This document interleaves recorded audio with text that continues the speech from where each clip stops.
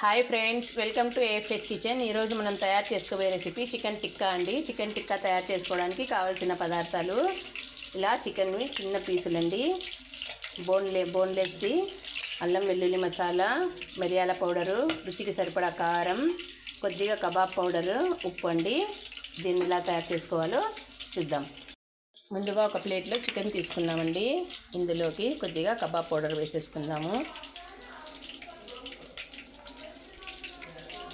కొద్దిగా కారపొడి, రుచికి సరిపడా ఉప్పు,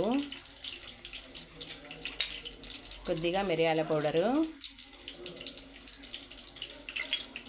కొద్దిగా అల్లం వెల్లుల్లి మసాలా, కొద్దిగా ఆయిల్ కూడా వేసుకుందామండి.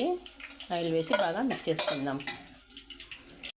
ఇలా పీసెస్కంతా మసాలా పట్టే విధంగా తీసేసుకుందాము. ఇప్పుడు ఒక్కొక్కటిగా కడ్డీకి పీసెస్ని మనమంతా ఈజీగా, చూడండి ఎంత ఈజీగా వెళ్ళిపోతుందో, ఇలా అన్నీ పెట్టేసుకుందామండి.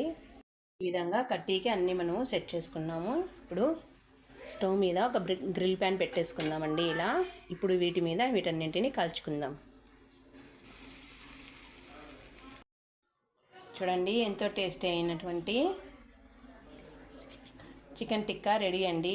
తినండి, ఆరోగ్యంగా ఉండండి. నా ఛానల్ని లైక్ చేయండి, సబ్స్క్రైబ్ చేయండి, కుదిరితే కామెంట్ కూడా పెట్టండి.